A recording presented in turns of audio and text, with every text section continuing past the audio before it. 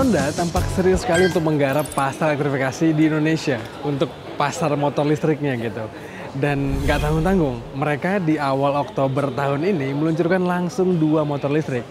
Bahkan Indonesia menjadi yang beruntung karena menjadi tempat untuk World Premiere Launching dari Icon E dan CUV-E. Lantas pertanyaannya, apakah 2 motor listrik ini benar-benar menarik dan layak untuk dipinang?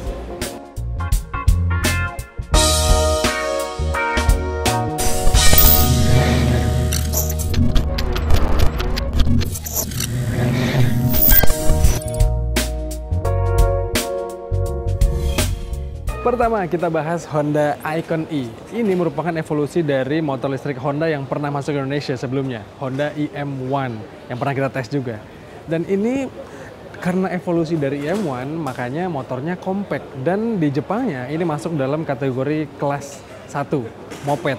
Sehingga ya dimensinya compact, serta spesifikasinya pun diplot untuk motor yang dipakai di perkotaan aja, dipakai di jarak pendek. Dan ini motor yang menarik sebenarnya kalau kalian berencana mencari motor untuk penggunaan sehari-hari di dalam kota. Honda Icon E memang diplot sebagai motor yang lincah untuk dipakai di perkotaan. Makanya Honda membuat motor ini dengan konsep Advanced Compact. Dimensi motor ini tuh mirip-mirip kayak Honda Beat, bahkan wheelbase-nya sedikit lebih panjang. Nah, dengan dimensi yang compact gini, bikin motor jadi lebih efisien harusnya. Diklaim dengan baterai berkapasitas 30,6 Ah 48 volt, motor ini bisa menempuh jarak 53 km dalam 1 kali pengecasan penuh. Untuk ngecasnya juga cenderung moderat. Kalau dari 0 sampai penuh sih butuh 7 jam 20 menit, tapi kalau ngisi 50% cuma butuh 3 jam 30 menit. Nah, diklaim juga motor ini bisa berlari hingga 55 km per jam. Performanya sih tergolong lebih kuat ketimbang IM1 yang awal dimasukin Honda ke Indonesia. Icon E ini pakai motor listrik bertenaga 1,81 kW dan torsi 85 Nm.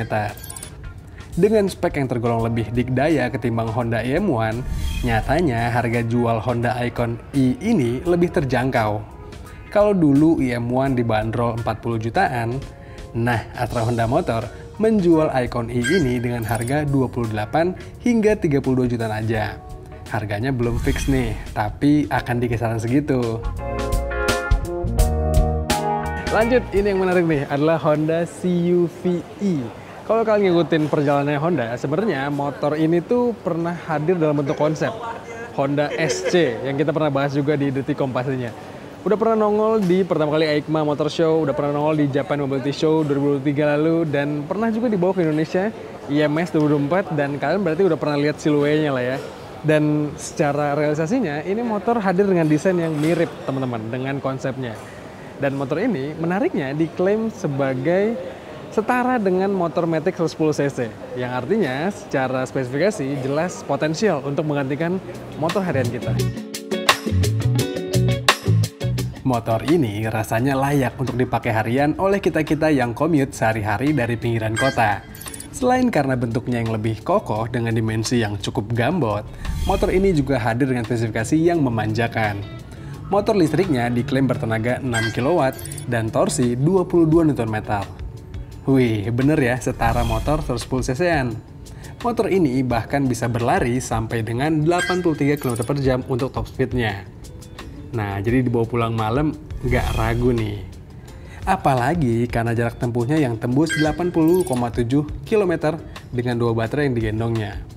Menariknya juga, baterai motor ini swappable atau bisa ditukar-tukar selama ada jaringan yang tersedia. Atau kalau mau dicas sendiri juga ngecasnya nggak terlalu lama. Dari 0 ke 100% cuma butuh 6 jam. Dan untuk ngecas 50%-an butuh 2,7 jam aja. Honda juga menyiapkan versi yang lebih canggih untuk motor ini, hadir dengan nama CUV-E RoadSync Duo. Nah, di tipe itu kita bakal dikasih speedometer digital yang gede banget dan bisa dikonekin ke HP. Tapi sayang, di acara penculurannya kali ini, gak ada ilustrasi cara pakai fitur tersebut. Tapi rasanya menarik ya buat dinanti. Iya, kalau kalian berencana beli Honda CUV-E ini, siapin anggaran 50 jutaan ya, karena katanya akan dibanderol sekitar 53 jutaan untuk yang CUV-E. Dan yang Roadsync Duo sekitar 57-61 jutaan.